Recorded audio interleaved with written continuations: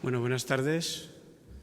Es un placer estar aquí y lo primero que tenemos que hacer, tanto Marc Apeans como yo, Juan Fuster, es agradecer a la Fundación BBVA y al CERN el haber organizado este ciclo de conferencias sobre el mundo de la física de partículas y todos los entresijos que conlleva pues, este gran reto, digamos, en el que está implicada la ciencia. Este ciclo tengo entendido que durará casi todo el año. Cada mes habrá una charla donde se van repasando los distintos aspectos y características en las que el mundo de la física de partículas está relacionado. El tema de hoy es el tema de los detectores y el de los aceleradores, es decir, los instrumentos en los que se apoya la investigación, el desarrollo, que nacen siempre por un objetivo científico y que muchos de ellos acaban teniendo aplicaciones después para la sociedad y para la industria.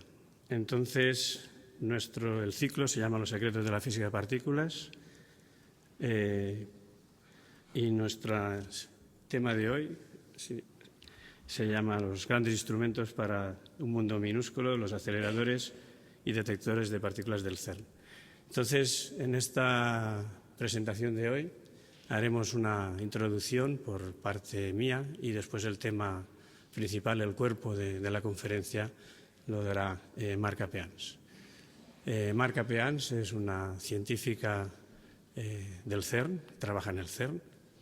Yo la conocí por el año 1992, cuando yo estaba de postdoc y ella estaba haciendo su tesis doctoral en el CERN. Ya de principio entró, digamos, en lo que es la física de la instrumentación, de los detectores. Trabajó en el grupo del CERN que dirigía George Chapak, premio Nobel, y además creo que fue en esa época cuando se lo dieron. Después de estar unos años en el CERN, hacer su tesis doctoral, se fue a DESY, que es otro de los laboratorios europeos. Allí estuvo una temporada trabajando en experimentos de ERA B y el LHCb. Después volvió al CERN, donde ya se instauró como personal permanente y trabajó en el grupo de tecnologías para detectores del CERN y ahora lidera, de hecho, ese grupo. Así que será un placer para mí después presentaros y darle la voz a Mar, porque es una de las pocas personas, grandes expertos en la instrumentación, que encima habla español, aunque con acento gallego, ¿no? Entonces, si queréis, ahora os hago un poco lo que va a ser la introducción a tu tema. Gracias, Juan.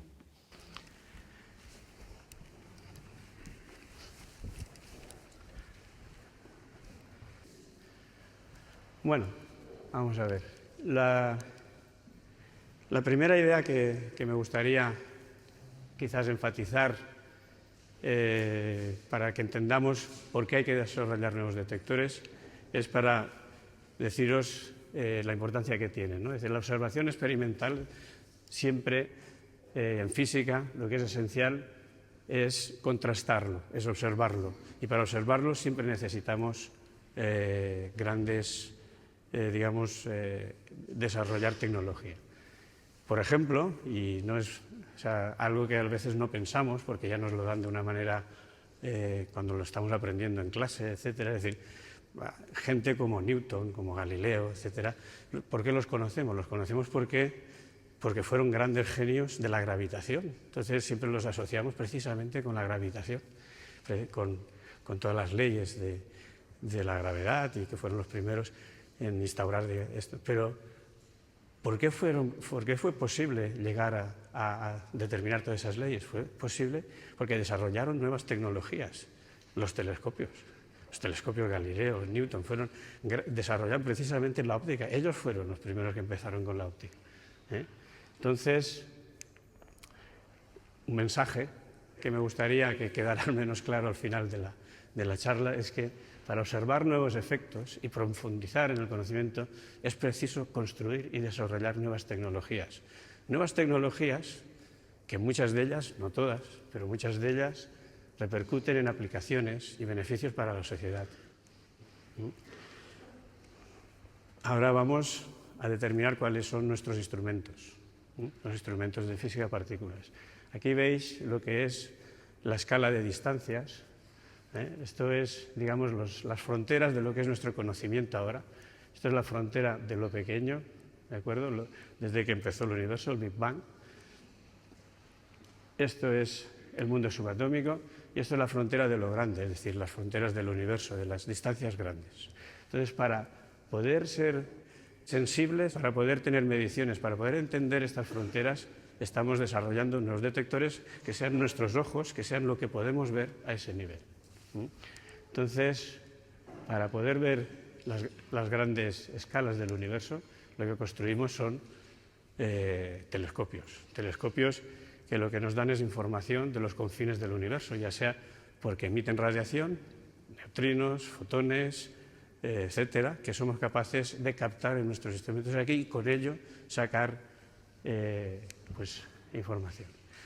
La escala de lo pequeño, nuestro nivel de dónde hemos llegado a entender la escala más pequeña, desde lo que es la materia ordinaria hasta lo que hoy denominamos los quarks, que son las partículas elementales de las cuales están constituidas toda nuestra materia, lo común, la parte común de toda la materia, lo que todos tenemos, lo que compartimos con nuestros antepasados, lo que compartimos con los dinosaurios, es decir, todos tenemos protones que seguramente alguna vez han sido reciclados por la naturaleza y están ahí.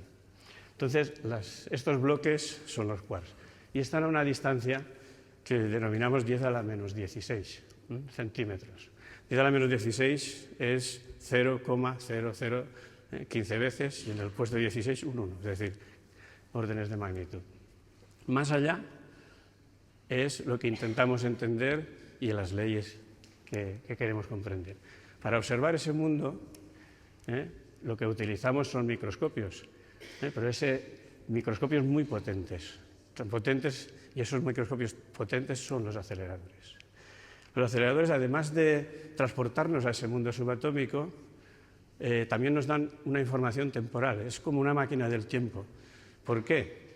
Porque recrean las condiciones de energía que hubo al principio del universo. Entonces, los grandes aceleradores también se les puede entender como máquinas del tiempo que nos transportan al origen del universo. El origen del universo lo entendemos ahora como algo que se creó con una gran explosión hace 14.000 millones de años.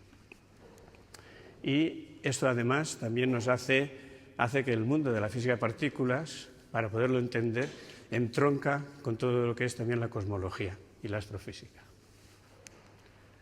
Bien, entonces la física de partículas entendemos que necesitamos grandes energías y esas grandes energías que somos capaces de producir en los laboratorios nos transportan a distancias, nos hacen sensibles a distancias muy pequeñas y a la vez nos transportan a tiempos muy cercanos al origen del universo. Ha habido un gran desarrollo en lo que es la física de aceleradores, ¿de acuerdo? Y cada una de tipo de acelerador o tecnología de aceleradores nos lleva a una distancia determinada. Las tecnologías que se utilizan hoy en día es las que se denominan de sincrotrón, y tienen muchas aplicaciones, seguro que habéis oído hablar de ellas. Esto es una gráfica así un poquito rápida, que os lo quiero decir, es todo lo que ha sido el desarrollo de aceleradores en los últimos casi 100 años. Entonces veis que cada vez que hay una tecnología se produce un avance en lo que es sus prestaciones y después se satura, porque esa tecnología ha llegado, digamos, a su nivel máximo. Y después hay nuevas ideas. ¿Cuáles son? Ahora, la idea muy importante en aceleradores es superconductividad. Los aceleradores son superconductores, donde se pueden utilizar tecnologías para producir campos muy intensos, magnéticos muy intensos. El futuro no lo sabemos, pero hay mucha investigación en lo que se llama aceleradores de plasma. Los aceleradores de plasma parece ser que tienen un potencial de un factor 1000 respecto a los que hoy conocemos. Es decir, con un acelerador que tenga 20 kilómetros, después tendrá 20 metros.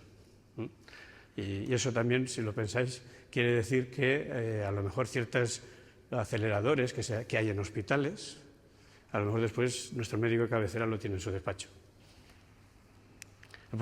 Que lo consigamos, no lo sé. El potencial está ahí y eso hay que investigarlo. Aceleradores hay de... Esto no lo voy a explicar con detalle, pero simplemente deciros que hay muchísimos aceleradores, tipos de aceleradores. Los hay de blanco fijo, los hay circulares y los hay lineales.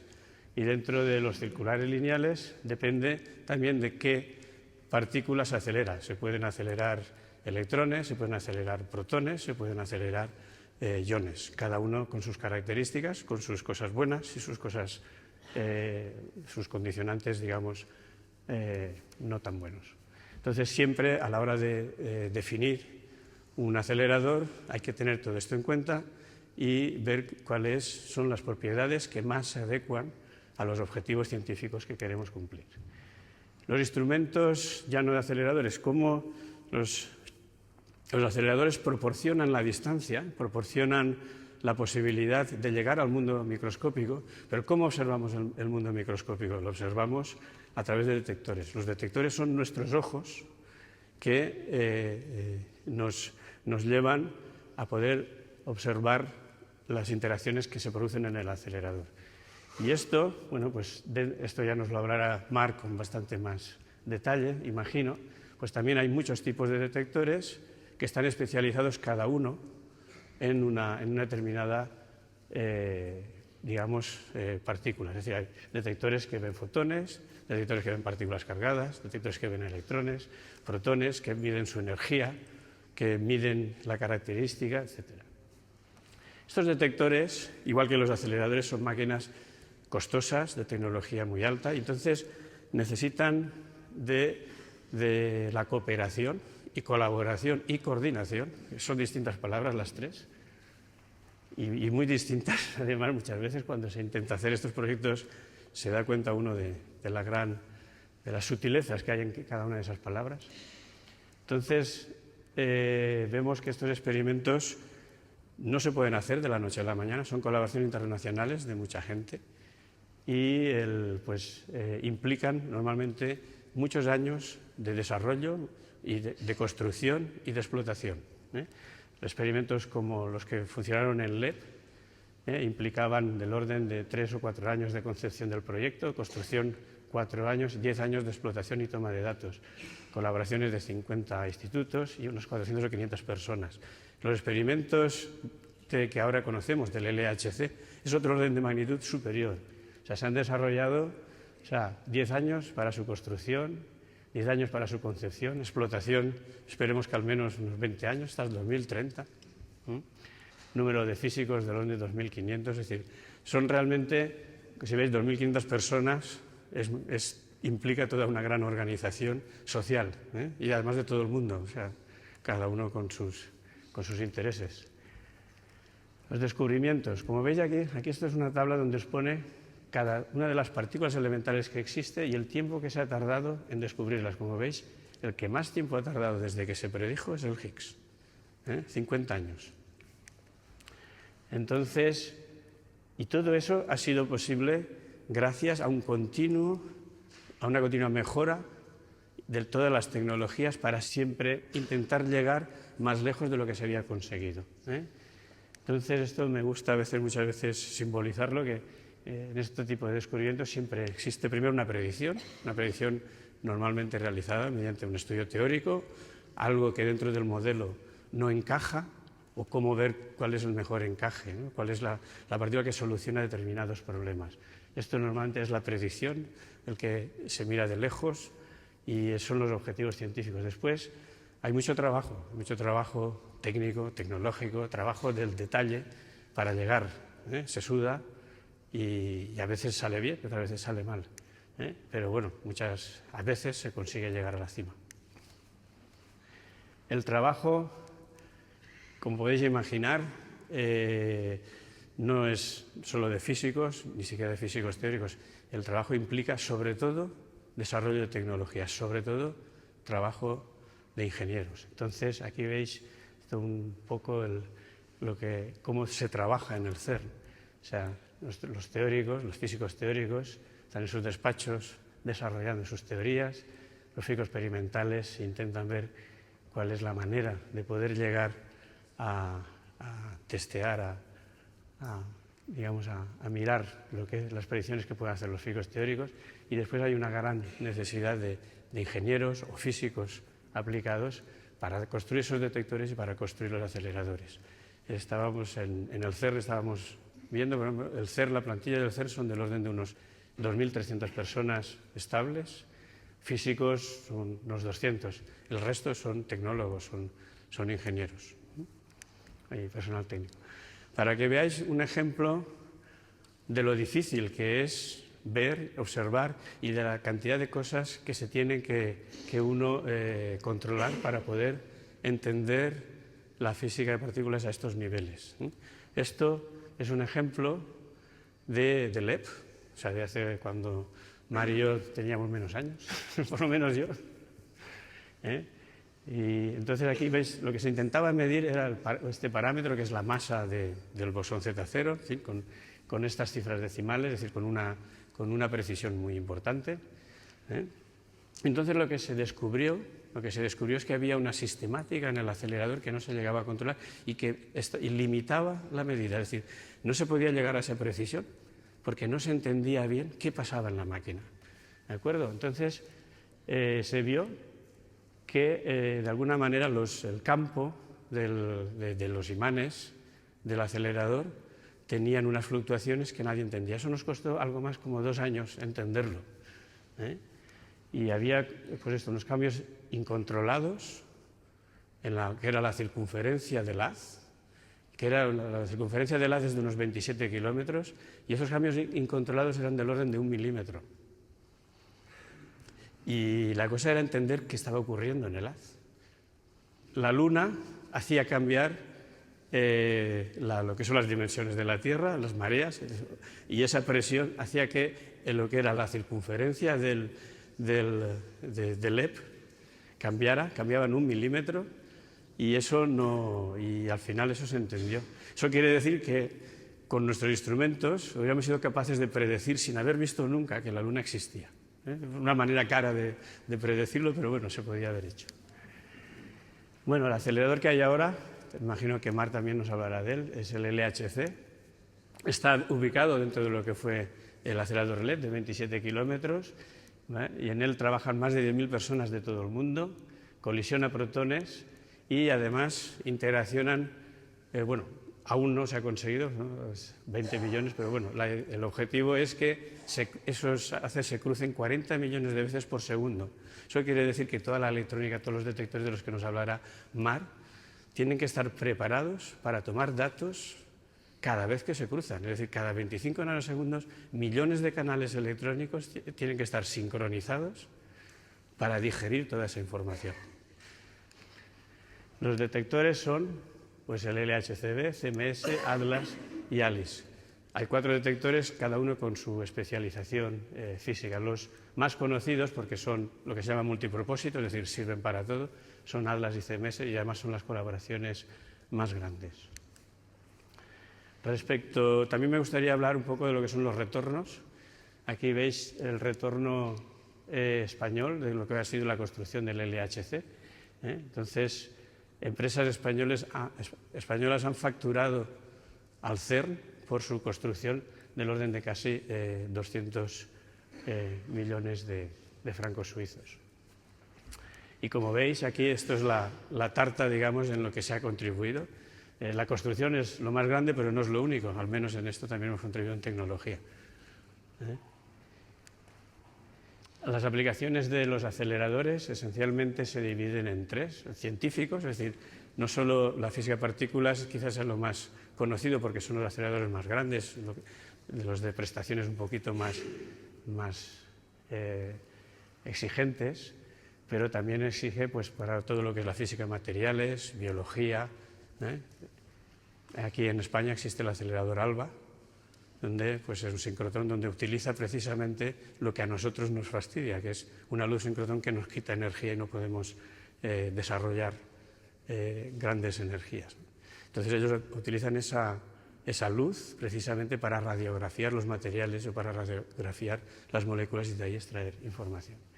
Después pues veis ahí también pues, para hacer radiografías, etc. Con todos estos instrumentos para física médica y para aplicaciones industriales. Con todos instrumentos lo que nos hacen, como son capaces de ver una partícula, no muchas partículas, sino una partícula, lo que nos dan es información del material y nos radiografían cualquier cosa. En cifras, ya que estamos en el BBVA, en una de las casas del dinero, pues vemos aquí que esto es un mercado que mueve en proyectos de investigación para los próximos 15 años, moverá del orden de 15.000 millones de euros solo en proyectos de investigación, y en lo que son ventas comerciales, sobre todo en hospitales, son del orden de 3.000 millones al año, con un incremento del 10% anual. También pues, en física médica, los detectores lo que nos hacen es transparente el cuerpo y por ello podemos observar el interior de nuestro cuerpo, ¿no? Y mediante determinadas técnicas de imagen pues llegamos a ver pues enfermedades o tumores o determinadas evoluciones del cuerpo en sus estados iniciales. Ya no solo en ciencia, en industria o también en ciencia en sí, solo deciros también que los aceleradores, la física desarrollada en aceleradores ha dado un tercio de todos los premios Nobel, es decir, es una herramienta útil para la sociedad y para la ciencia. De hecho, pues el último premio Nobel, el de descubrimiento del Higgs, también. Entonces, acabo con esta transparencia. Esto es una frase de Hitoshi Murayama en una conferencia, en la última conferencia a la que fui. Iremos de buscar y encontrar todo lo que la luz de la farola alcance a iluminar. Es decir, nuestros instrumentos son los que nos dan la luz dentro de lo que es el conocimiento y nuestro trabajo es buscar todo aquello que el alcance.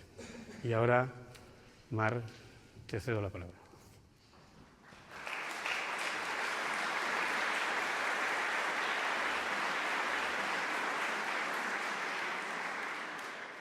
Gracias, Juan, por esta introducción tan completa. Y me gustaría agradecer también al BBVA la organización de este ciclo de conferencias, que en un año tan importante para el CERN, en el que celebramos nuestro 60 aniversario. Me gustaría comentar, antes de meterme en la conferencia, que va a ser una conferencia técnica, ya aviso desde el principio, que es un ciclo de 9 conferencias que están dadas por expertos, y entonces hoy no vais a oír hablar del bosón de Higgs, no vais a oír hablar de materia oscura, no vais a oír hablar de neutrinos, pero vais a oír hablar de los instrumentos que utilizamos en el CERN, que son los aceleradores y los detectores de partículas. Muchas veces me preguntan, ¿pero cuál es la física que se hace en el CERN? Y la respuesta es muy clara, es física de partículas, que es la parte de la física que estudia los componentes elementales de la materia y las interacciones entre ellas. Por lo tanto, mis herramientas o mis objetivos de trabajo es entender las partículas y las fuerzas. Y hacemos eso con un modelo que es un modelo que se desarrolló en los años 70 y que llamamos modelo estándar de la física de partículas, que es de una complejidad matemática importante, pero que el resultado se resume en un gráfico que tiene una simplicidad excepcional. El modelo estándar, de hecho, su belleza radica en que con un puñado de partículas podemos explicar todo el mundo que nos rodea y más de 100 partículas con estructuras muy complejas y las interacciones entre esas partículas. Y todo eso con partículas 2, 3, 4, a veces 5, y con partículas que son mediadoras de fuerzas. O sea que la simplicidad de este modelo es muy importante. Yo recuerdo cuando estudiaba en el colegio, si hace unos años me hubieseis preguntado, explícame cómo es un átomo de hidrógeno, yo hubiese explicado que un átomo de hidrógeno, que es el átomo más simple, es un núcleo, hubiese dicho quizás que hay protones y neutrones en el interior y un electrón orbitando, casi como un sistema planetario. Así es como ve el átomo de hidrógeno un físico de partículas. El protón, de hecho, está compuesto de 3 quarks que están unidos a través de la fuerza fuerte, y eso ocurre porque están intercambiándose una partícula que se llama gluón constantemente. Y además, si le añado un fotón que está uniendo el núcleo con el electrón exterior, eso es el átomo de hidrógeno. O sea que hay que ver ese átomo, que en principio es una cosa muy sencilla, como un sistema de varias partículas y increíblemente dinámico. Eso es lo que nos dice la física de partículas. Lo que no nos dice la física de partículas es que con toda esta teoría tan simple, con este puñado de partículas, en realidad miramos al universo y solo podemos entender 4% de ese universo. O sea que la materia normal, de la que estamos hechos nosotros, es solo el 4% del universo. Me pregunto si realmente debería llamarse materia normal cuando realmente el 96% del universo no sabemos lo que es. Y esta es una de las grandes cuestiones de la física hoy en día. Y no solo eso. Los físicos, y yo creo que los científicos en general, tendemos cuando podemos hacia la simplicidad. Los modelos más bellos de la física, de la biología, de las matemáticas son simples en su definición. Y la física de partículas tiene una historia, una tradición importantísima de simplicidad. Por ejemplo, fue Newton que hace muchísimos años nos explicó que con las mismas fórmulas que puedo explicar cómo una manzana cae de un árbol, puedo explicar por qué los planetas están en el universo en una posición precisa. Fue Maxwell que nos dijo que en realidad la electricidad y el magnetismo son la misma fuerza. O Einstein que nos dijo que el tiempo y el espacio son en realidad la misma cosa. De hecho, los físicos de partículas tenemos una sospecha, y es que todas las fuerzas que conocemos, sabemos que hay 4 fuerzas fundamentales, y tenemos la sospecha que a muy altas energías esas 4 fuerzas en realidad son solo una. El modelo estándar ha unificado 3 de las fuerzas, nos queda la gravitación y eso es hacia donde tendemos. Por lo tanto, hay preguntas importantísimas que responder y podemos hacer esas respuestas o podemos buscarlas de varias maneras. La astrofísica, de hecho, mira hacia el universo, hacia las partes más grandes, el macrocosmos, y lo hace utilizando telescopios, telescopios de radio, telescopios ópticos. En el CERN nos vamos a la escala opuesta y utilizamos aceleradores. Los aceleradores nos permiten 2 cosas, como ha comentado Juan, que es ir hacia atrás en el tiempo, porque podemos reproducir las condiciones del universo 10 a la menos 11 segundos justo antes después del Big Bang, y además, como utilizamos energías altísimas, podemos estudiar la estructura de la materia a su escala más pequeña. ¿Y por qué eso es posible? Pues igual que un microscopio electrónico nos permite ver la materia a escala de nanómetros, comparado con un microscopio óptico que nos permite ver la materia en el orden de milímetros o cientos de nanómetros. Por lo tanto, las funciones del acelerador son 2, retroceder en el tiempo y ir a lo más pequeño que existe en la materia. Esta es una foto aérea del CERN en la que se ve el diámetro del acelerador, pero lo interesante del CERN, de hecho, está a 100 metros bajo tierra.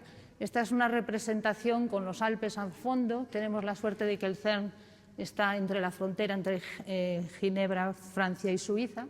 Y 100 metros bajo tierra está el acelerador LHC, que son las siglas de Large Hadron Collider. Large porque es grande, 27 kilómetros. Hadron porque circulan protones. Y Collider porque se colisionan esos protones. Y en 4 puntos muy determinados se construyen detectores de partículas para intentar entender qué pasa en esas colisiones. La física de partículas, por lo tanto, es una parte de la ciencia que es muy transversal. Se utilizan un montón de disciplinas y la mayoría de nosotros tenemos que saber un poquito de todo. Un poco de aceleradores, un poco de detectores, un poco de adquisición de datos y mucho de análisis de datos. Por lo tanto, es una ciencia en la que realmente hay unas disciplinas muy complejas, pero que hay que saber. Me gustaría que vieseis lo que siente un protón cuando se acelera en el LHC. Los protones salen de una botella de hidrógeno, simplemente, se arranca el electrón y nos quedan los protones, y entran en un sistema complejo de aceleradores del CERN para ir ganando energía en etapas sucesivas hasta que llegan al corazón del CERN hoy en día, el Large Hadron Collider, donde llegan a velocidades próximas a la velocidad de la luz. Ahí pasaron la frontera entre Francia y Suiza. Vemos un protón con los 3 quarks en el centro y los protones empiezan a estrujarse porque están llegando a los puntos de interacción. Se va a encontrar un protón que en realidad no es un protón, es un paquete de protones que llegan en direcciones opuestas. En un momento muy preciso se produce esa colisión en la que la energía que hemos puesto en juego se va a convertir en masas de partículas gracias a la fórmula de Einstein en que la energía y la masa son intercambiables. Y esas colisiones van a dejar distintas señales o trazas en los detectores, que es lo que nosotros vamos a analizar. Por lo tanto, la función de los aceleradores es doble. La primera es aumentar la energía de las partículas, porque, como he dicho, necesitamos una gran energía para poder explorar la parte más pequeña de la materia. Y la segunda es que van a cambiar la dirección de esas partículas utilizando campos magnéticos. Se aceleran con campos eléctricos y se fuerzan las trayectorias con campos magnéticos. Tenemos que tener en cuenta que además hay solo unas cuantas, un puñado de partículas que son lo suficientemente estables como para ser aceleradas y por lo tanto la mayoría de los aceleradores que se utilizan en investigación utilizan protones, electrones, positrones, que son los que se pueden acelerar. Esto es un esquema de un acelerador circular en el que hay una sucesión de componentes que son las cavidades de radiofrecuencia para acelerar las partículas y, como he dicho, los imanes que van a curvar las trayectorias y también focalizarlos. Y en esta representación se ve ya por qué la mayoría de los aceleradores son circulares, y es porque es económicamente más eficiente hacer pasar una partícula varias veces por esas cavidades de radiofrecuencia e imanes que hacer un acelerador lineal en el que tendríamos que duplicar, triplicar, cuatriplicar todos estos sistemas. Este es el acelerador del CERN, el famoso LHC durante su fase de construcción, y es realmente una maravilla de la tecnología en la que ha habido que desarrollar un montón de disciplinas. Esto, a veces se ven mejor las cosas en imágenes que en fotografías, y aquí se ve la complejidad del acelerador del CERN, de uno de sus dipolos, en el que, voy a señalar, en el que se ven los haces de partículas en los que van a estar los protones circulando en direcciones opuestas, las partes donde se realizan las conexiones eléctricas, la cámara de vacío, partes que hacen el aislante térmico, el aislante para el vacío, y todo funcionando a una temperatura próxima al cero absoluto. Es bastante fácil calcular. En física los cálculos a veces son muy complejos, pero hay veces algunos que son muy sencillos. Este, por ejemplo, es un cálculo sencillo y es la única fórmula que vais a ver en esta charla de física. Y es sabemos la energía del haz, la energía que queríamos tener en el LHC, porque sabíamos a qué energía queríamos mirar la materia, que son los 7 TeV. Y además sabemos que el acelerador LHC se construyó en un túnel que ya existía de 27 kilómetros. Por lo tanto, es muy fácil calcular que con esas dimensiones y esa energía necesitaré un campo magnético de 8 teslas. Yo entiendo que saber lo que es un tesla es difícil, pero os digo que 8 teslas es un campo magnético muy, muy intenso. De hecho, solo se puede conseguir con imanes superconductores. Un ejemplo de esa intensidad de los campos magnéticos es que el acelerador, hay 20 kilómetros llenos de imanes superconductores operando a 8 teslas, y la cantidad de energía que tenemos que suministrar para refrigerar esos imanes es equivalente a 40 millones de vatios. Si el LHC se hubiese construido con imanes convencionales, habría que tener una circunferencia de 100 kilómetros y se consumirían 1.000 millones de vatios. Eso os da un poco el tipo de tecnología que ha tenido que desarrollar el CERN para poder hacer el LHC. Y también una de las magnitudes que es bastante impresionante es entender la energía que hay almacenada en esos imanes que son tan potentes, son los imanes superconductores más potentes que existen en el mundo, Pues es muy fácil calcular que son 10 gigajulios, que una vez más es difícil de imaginar lo que es un 10 gigajulios, pero es la misma energía que tiene uno de estos enormes Airbus, el Airbus 380, volando a 700 kilómetros por hora, o 8 trenes de alta velocidad.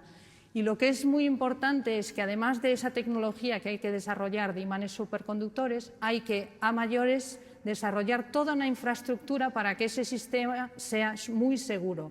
Por ejemplo, cuando un imán falla, hay que hacer que esa energía se disipe de una forma controlada.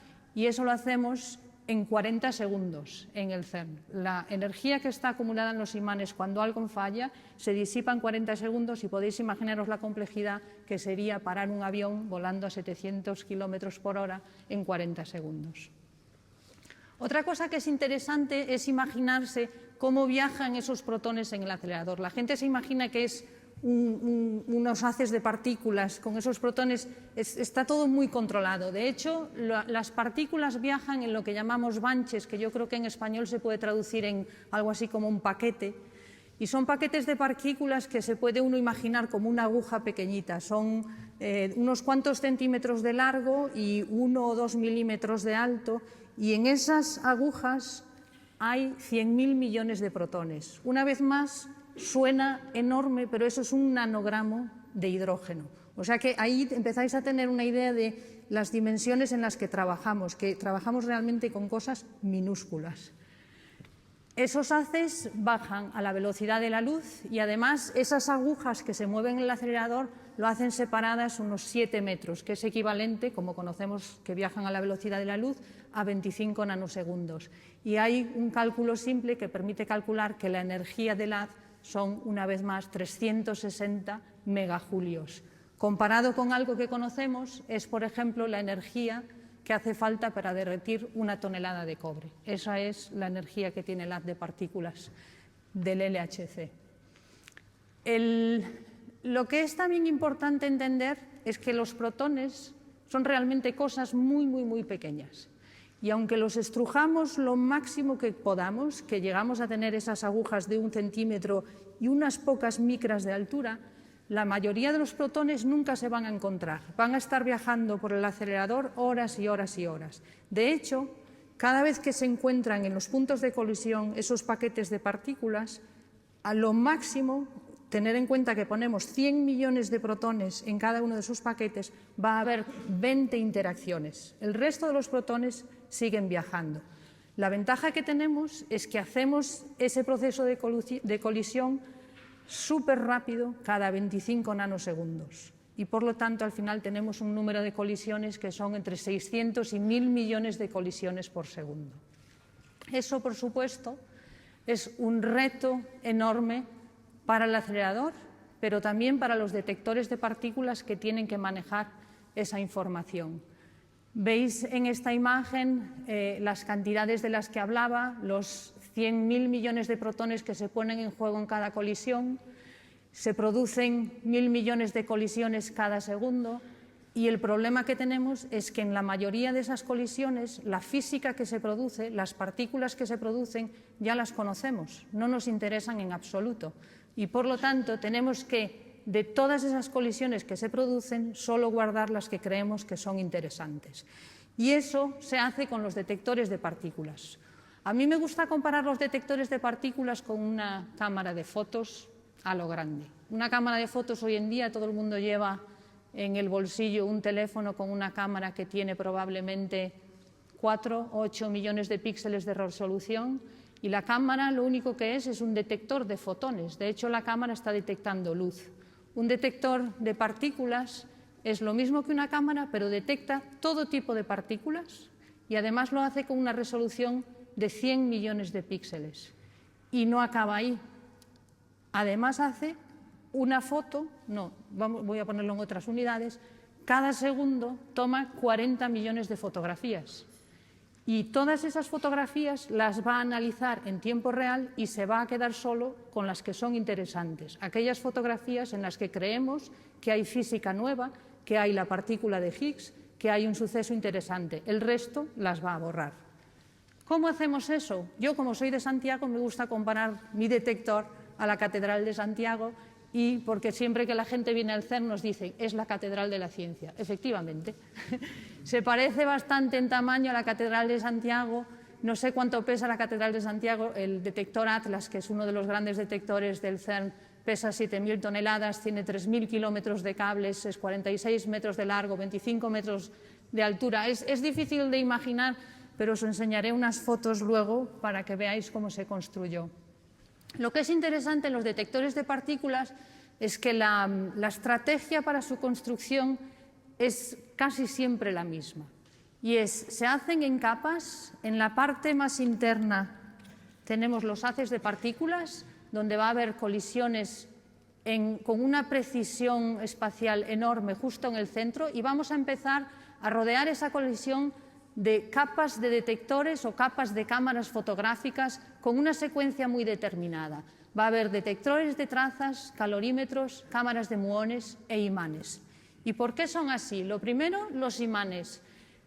Son sistemas de imanes muy complejos, son sistemas de imanes muy grandes que el CERN ha tenido que desarrollar específicamente para estos detectores, y es el único sitio en el mundo en el que se pueden hacer con tal magnitud, pero nos dan una información que es extremadamente relevante, porque en el detector lo que queremos al final es medir lo máximo de propiedades que podamos de una partícula, su masa, su energía, su momento, su carga.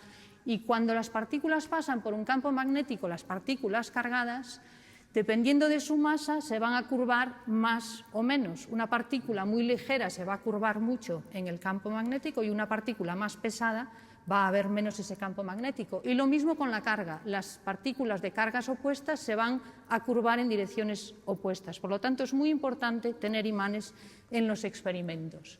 Los detectores de trazas tienen una función muy particular, que es detectar las trazas de las partículas cargadas, es decir, decirme por dónde ha pasado una partícula. Y eso se hace con tecnologías diferentes que adaptamos dependiendo de la resolución que queramos tener para discernir esas trazas. Esta es una representación de cómo una traza de una partícula va dejando señales en distintas capas del detector. Y como he dicho antes, si además este detector lo pongo dentro de un campo magnético, voy a mayores a tener medida del momento y de la carga. Esta tecnología se utiliza también no solo en la parte más interna del detector, en la que quiero saber por dónde pasan las trazas, pero también en las partes más externas, porque quiero detectar unas partículas muy particulares, que son los muones, que son como un electrón pero mucho más pesado, y son de las pocas partículas que consiguen atravesar el detector desde el principio hasta el final. Por lo tanto, las últimas capas de mi detector van a ser cámaras de muones, porque cada vez que tenga una señal voy a saber que ha pasado un muón por ahí. Me gustaría enseñaros cómo funciona en detalle este tipo de detectores. Yo he trabajado muchos años en este tipo de detectores. El centro es el centro de colisiones y vemos distintas capas de esos detectores que vamos ajustando dependiendo de la resolución. Esto es lo que se llama un detector de gas, cuya función es ser lo más ligero posible. Lo hacemos con los materiales más ligeros posibles, y además el medio que ponemos en el interior para detectar es gas, que es lo más ligero que podemos imaginarlos, porque queremos que las partículas pasen a la siguiente capa de detección. ¿Y qué es lo que pasa? Que la partícula va a pasar dentro de este cilindro, donde hay un hilo metálico que tiene un campo eléctrico enorme, y por lo tanto cuando la partícula pase va a acelerarse, interaccionar con las moléculas de gas que hay dentro del detector y producir una señal eléctrica. Es un proceso bastante sencillo y que nos da muchísima información, porque nos da la información sobre la posición de las partículas, pero también, como he dicho, de su carga y su momento. Esta es una foto de quizás hace 10 años, cuando estábamos construyendo. Esta es una parte del detector interno de Atlas, donde veis a mis compañeros trabajando y yo vigilando. El siguiente tipo de detector son los calorímetros. Así como las capas más internas queremos saber por dónde pasan las partículas, en la siguiente capa queremos parar las partículas para absorber toda su energía y poder medir esa energía, para poder seguir teniendo propiedades distintas de las partículas. Por lo tanto, su función es medir la energía de las partículas neutras o cargadas, y eso se hace poniendo sándwiches de materiales pasivos que van a parar e interaccionar con las partículas, con una parte de material activo que va a convertir esa interacción en una señal eléctrica o en luz que luego yo voy a poder medir con electrónica muy rápida. Os voy a explicar ahora en detalle cómo vemos esas partículas y lo hago para ser políticamente correcta con el detector CMS y no mostraros solo Atlas. Y esta es una representación donde veis una estructura similar. Los haces de partículas pasan por el medio a un detector interno de trazas, calorímetros, los imanes y las cámaras de muones en el exterior.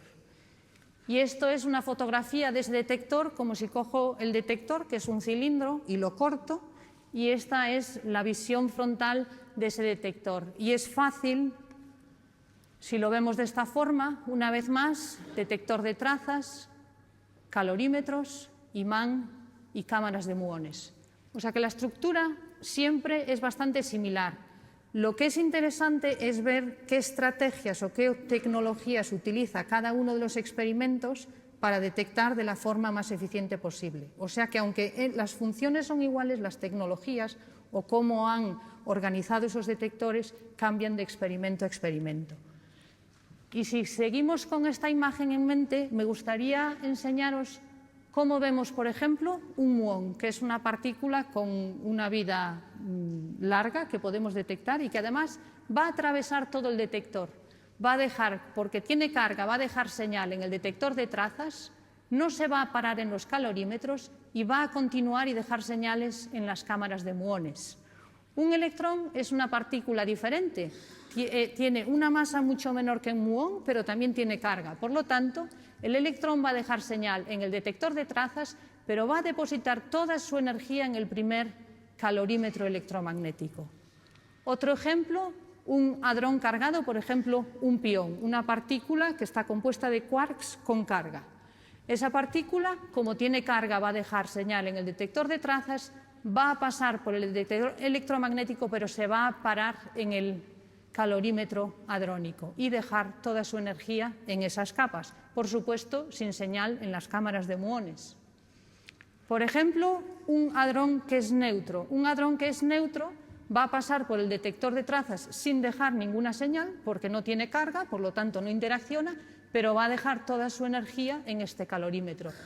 Y para acabar, fotón, una partícula que no tiene masa, no tiene carga, por lo tanto, no va a dejar, primero, no va a interaccionar con el campo magnético, si hubiese una traza en línea recta. No va a dejar señal aquí porque no tiene carga y se va a parar inmediatamente en el calorímetro electromagnético, que es el primero. Por lo tanto, ¿qué es lo que vemos en los detectores? En los detectores vemos solo un puñado de partículas que tienen una vida suficientemente larga y estable para que dejen una señal en ese detector. Lo que podemos hacer es intentar averiguar con esas señales si hubo partículas antes que se desintegraron, y eso lo hacemos midiendo energía, midiendo otras trazas que aparecen en los detectores. Y la complejidad de estos sistemas, por supuesto, como decía antes, es la cantidad de datos que se generan, esas 40 millones de colisiones por segundo que hay que tratar. ¿Cómo se detectó el Higgs? La teoría, el modelo teórico nos dice cómo se crea el Higgs, por ejemplo aquí en la fusión de dos gluones. Y me dice también que hay ciertas probabilidades de que esa partícula se desintegre vía distintos procesos dependiendo de su masa. Un proceso que es muy popular y que hemos detectado de una forma muy eficiente en el LHC es el Higgs que decae a 2 fotones, y esto es como lo vemos en el detector. Recordad que de esas 20 colisiones que aparecen cada vez que se encuentran los paquetes de partículas, solo una de ellas va a crear el Higgs. El resto van a hacer física estándar, que digamos. Y entonces lo que veo aquí son las señales de los 2 fotones acompañadas de lo que nosotros llamamos ruido, que son sucesos de física que conocemos y que no nos interesan. Y así es como al final de procesar los datos, es lo que yo llamo el plot del Nobel, la gráfica del Nobel en la que se ve en el ruido de fondo un exceso en masa de 125-126 GeV, que es exactamente donde tiene que estar el bosón de Higgs. El tratamiento de datos es también una cosa fundamental en los experimentos de física de partículas. Si todos los datos que generan los detectores, que se generan en las colisiones, se registrasen, necesitaríamos 100.000 CDs por segundo registrando datos, y eso evidentemente es imposible. Por lo tanto, eso equivale, de hecho, a 50.000 llamadas de teléfono realizadas al mismo tiempo. Es el mismo volumen de datos. Por lo tanto, es impensable registrar esos datos y guardarlos todos. Por lo tanto, tenemos un sistema inteligente de filtros que nos permite reducir los datos dependiendo de la física que sospechamos que hay en esos sucesos. Y aquí veis los 3 niveles de reducción que pasamos. Reducimos un factor 430, 15, hasta llegar a un volumen de datos que creemos que es donde hay física interesante, y esos datos se envían inmediatamente al grid. El grid es también algo que se está desarrollando en el CERN, que está funcionando muy bien, que la analogía con la web es bastante pertinente. En la web lo que hacemos es compartir información, es acceder a información que está en distintos sitios. La grid es un sistema nuevo que no solo se comparte información, sino que también se comparte los recursos de computación que están disponibles en esa red. Por lo tanto, un científico va a encontrar los datos allá donde estén y los va a procesar con los procesadores que estén disponibles en ese momento. Y además, la grid va a saber qué tipo de programa o qué tipo de técnicas son las mejores para procesar con más rapidez esos datos. O sea que es un avance muy importante. Me gustaría enseñaros parte de lo que fue mi experiencia en el CERN construyendo el LHC y los detectores que hay en el LHC, que yo lo comparo, a mí me gusta mucho hacer puzzles, pues esto fue un puzzle de varias décadas y de 20.000 metros cúbicos. Y es así como empezamos. En el año 98 se empezó a construir, esta es la caverna del experimento Atlas, que además tiene la particularidad que se empezó a construir cuando el anterior acelerador aún estaba funcionando, o sea que podéis imaginaros la complejidad de la ingeniería civil para que se construya una caverna a 100 metros bajo tierra cuando tienes un acelerador a pocos metros que ve las mareas o la influencia de la Luna. Eso fue en el 98 y poco a poco la caverna del experimento Atlas se fue llenando con la infraestructura que se necesita para coger los detectores. A esto le llamamos los pies de Atlas, que de hecho parte de ellos están hechos en España, igual que los imanes superconductores, que son imanes de decenas de metros de largo, de muchas toneladas y que hay que bajar 100 metros bajo tierra por un canal que es la mitad del diámetro, por lo tanto son operaciones muy complejas y se van bajando, instalando hasta llegar a completar los 8 toroides de Atlas y uno de los calorímetros que está en la posición de reposo esperando a que los detectores lleguen desde la otra parte. Aquí tenéis a uno de mis compañeros para daros una impresión de la dimensión de lo que es el detector Atlas. Una vez más, el detector interno de trazas ya está dentro y se empiezan a empujar los calorímetros para poder cerrar el detector, que, como os he dicho antes, se cierran con las cámaras de muones, que son realmente bastante espectaculares. Miles de metros cuadrados de detectores con tecnología electrónica muy puntera. Y todo esto alineado con precisión de micras, evidentemente. ¿Cuál es el futuro? La prioridad del CERN es la explotación del LHC hasta su máximo potencial. Creemos que tenemos varias décadas delante nuestra.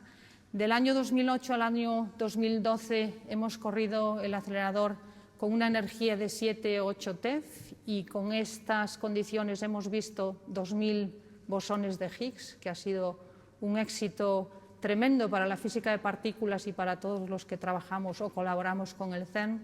Estamos ahora 2 años en una parada técnica y cuando llamamos parada nosotros queremos decir trabajo intenso, porque estamos mejorando el acelerador y los detectores para duplicar la energía y creemos que en la próxima década podemos llegar a tener 1 millón de bosón de Higgs en esas colisiones.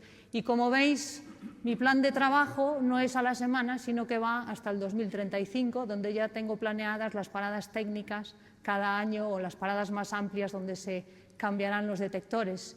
A medida que la energía del acelerador aumente, iremos comprendiendo mejor el bosón de Higgs y, por supuesto, intentaremos saber si hay nueva física esperándonos. Los ejes del trabajo del CERN son varios. Está claro que hay una parte fundamental en investigación y descubrimientos, pero el CERN no se para ahí. Hay una parte muy importante de formación, una parte que yo creo que va absolutamente en paralelo a la investigación, que es la tecnología, y una parte fundamental que yo creo que engloba todo, que es la colaboración, esa forma de trabajar que hay en el CERN, que es increíblemente colaborativa. Y me gustaría, como ejemplo de formación, nombrar un concurso que está pasando ahora en el CERN con motivo del 60 aniversario. El CERN pone a disposición de alumnos de instituto de todo el mundo un haz de partículas y han estado durante meses los estudiantes de institutos en varios países intentando diseñar un experimento que van a venir a hacer en el mes de julio en el CERN. Y van a pasar por los mismos procesos que pasan cualquier científico que viene al CERN y quiere hacer un experimento. Van a tener que escribir un documento con sus intenciones, van a tener que hacer una colaboración, van a tener que explicarlo ante el comité científico del CERN y el CERN va a elegir cuáles son los experimentos que se van a hacer. Y es con muchísimo orgullo que puedo mencionar que España es de los que más trabajos ha dirigido al CERN para utilizar este haz de partículas en el verano. En cuanto a transferencia de tecnología, está claro que hay una transferencia tecnológica directa cada vez que el CERN está en una fase de construcción, porque en el CERN desarrollamos muchas ideas, pero luego cuando las construimos lo hacemos en colaboración con la industria de los Estados miembros. Pero hay también una transferencia que es un poco más a largo plazo, con la tecnología de aceleradores, de detectores y, por supuesto, de ciencias de la información. Y un ejemplo que me gustaría, porque me toca que es con los detectores, es la antimateria. La gente dice, ¿para qué sirve el CERN? Descubrimientos. Bueno, pues aquí hay un descubrimiento, algo que se predijo a finales de los años 20 y que 4 años más tarde realmente se vio. Una antipartícula del electrón se vio en el laboratorio y hoy en día se utilizan isótopos radiactivos que emiten naturalmente esas antipartículas y que cuando se ponen en el cuerpo de una persona se van a aniquilar al encontrar los electrones que existen en nuestros átomos, produciendo 2 fotones, igual que el bosón de Higgs, y los vamos a detectar con detectores que construimos en el CERN. Y, de hecho, los sistemas PET, Positron Electron Tomography, no sé cómo traducirlo al español, tomografía por emisión de positrones, se utiliza rutinariamente en los hospitales para ver funciones en el cuerpo humano. Otra parte que es muy importante y que en el CERN estamos trabajando ahora mucho es lo que se llama la terapia con hadrones. Aquí veis una de las palabras que yo creo que todo el mundo va a ser muy familiar, va a ser una palabra muy familiar en las próximas décadas. ¿Por qué estamos haciendo o desarrollando terapia con hadrones? Bueno, hoy en día la mayor parte de los cánceres en Europa se tratan con radioterapia, con rayos X. Y el problema de los rayos X, que es una característica suya, es que tienen una atenuación en la materia que es exponencial. Por lo tanto, independientemente de donde esté el tumor, los rayos X van a irradiar los tejidos que están alrededor del tumor, porque tienen esta forma de atenuar su energía. Los hadrones, por el contrario, tienen una particularidad que es muy interesante y es que la mayor parte de su energía la depositan en una parte muy concreta e inmediatamente se paran. Y entonces ahí ya podéis ver cómo los rayos X van a dañar parte del tejido sano cuando la terapia de protones o de iones o de carbono va a realmente atacar de forma muy precisa esos tumores. Por lo tanto, las disciplinas del CERN tienen, por supuesto, aplicaciones a descubrimientos, pero tienen aplicaciones inmediatas. ¿Qué sabemos hacer en el CERN? Sabemos acelerar partículas y son esas mismas partículas las que se utilizan en radioterapia. ¿Qué sabemos hacer bien en el CERN? Sabemos detectar partículas, sabemos reconstruir sus trazas, sabemos medir su energía con precisiones increíbles. Y es exactamente los mismos procesos que necesitamos para reconstruir imágenes médicas. ¿Qué sabemos hacer en el CERN? Sabemos hacer computación a gran escala, sabemos hacer computación con gran rapidez, y eso es lo que necesitan hoy en día los médicos para hacer análisis, simulaciones de procesos que existen en el cuerpo o cuando se utiliza terapia con hadrones. Entonces, me gustaría acabar diciendo que hemos construido los instrumentos científicos más complejos de la historia de la humanidad en el CERN. Y el descubrimiento del bosón de Higgs es de un valor inconmensurable. Ha sido realizado gracias a la colaboración de miles de científicos, y lo que es más llamativo es que yo creo que todos los que hemos contribuido hemos puesto un granito de arena, y es un éxito colectivo. La curiosidad y los descubrimientos científicos definen el progreso de una sociedad. Y es un proceso que es complejo, es un proceso que tiene también grandes beneficios económicos y sociales, pero que suceden en una escala de tiempo que es impredecible y a veces es larga. Por lo tanto, mi conclusión es: cuanta más ciencia, mejor. Muchas gracias.